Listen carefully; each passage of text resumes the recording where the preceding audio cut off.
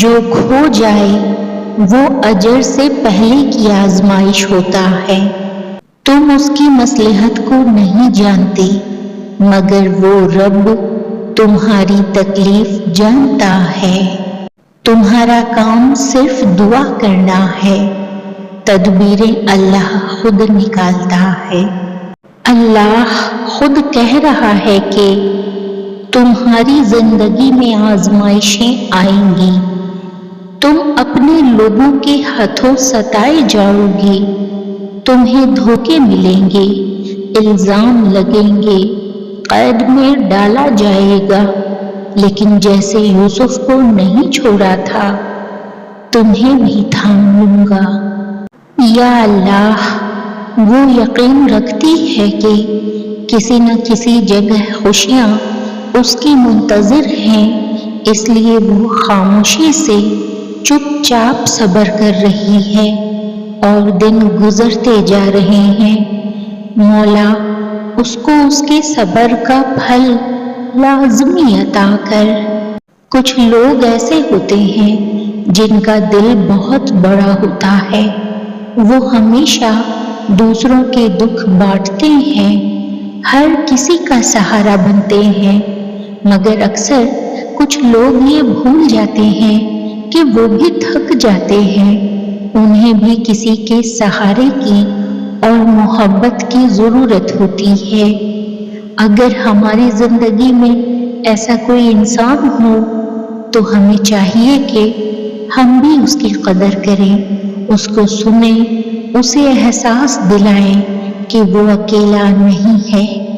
جو قلب نے سہ لیا اور جو آنکھ نے بہا دیا، وہ ضبط رب کے علاوہ کوئی جان جائے یہ ممکن ہی نہیں۔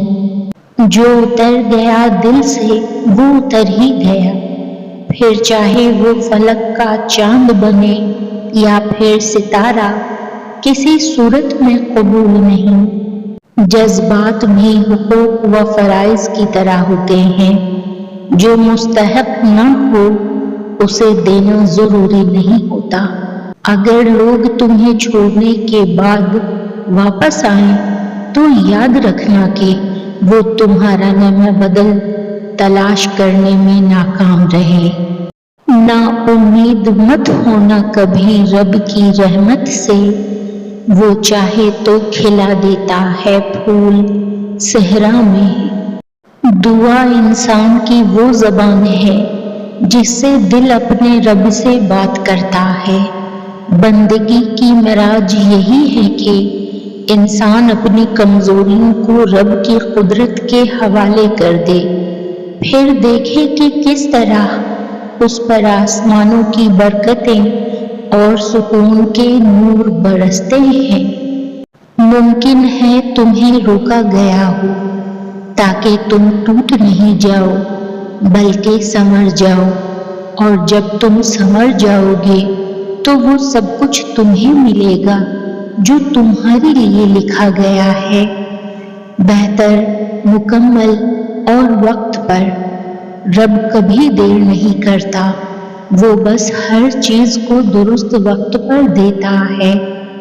تمہارا انتظار بے مقصد نہیں، تمہیں مضبوط بنانے، تمہارے دل کو وسیع کرنے اور تمہیں اس مقام تک پہنچانے کا ذریعہ ہے جہاں تمہاری دعائیں حقیقت بنیں گی۔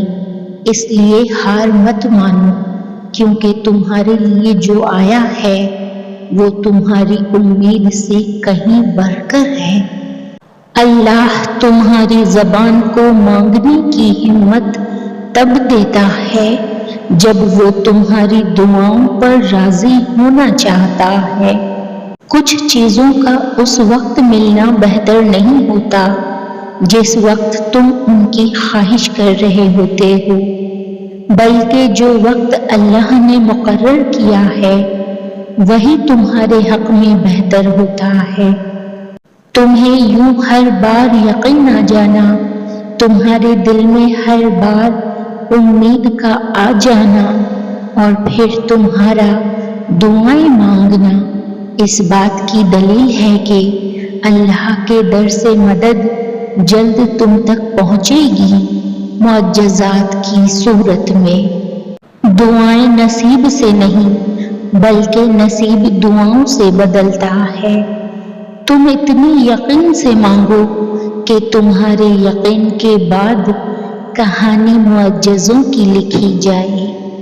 تمہاری مخلص دل سے نکلی ہوئی دعائیں تو کب کی قبول ہو چکی ہیں، بس ان کا سامنا کرنا باقی ہے۔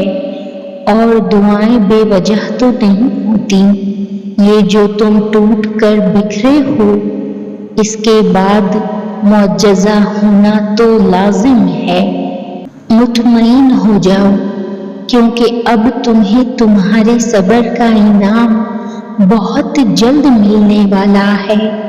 تمہارے یہ آنسو خوشیوں میں تبدیل ہونے والے ہیں اور آسمان سے تمہارے لیے فیکن کے معجزے اترنے والے ہیں۔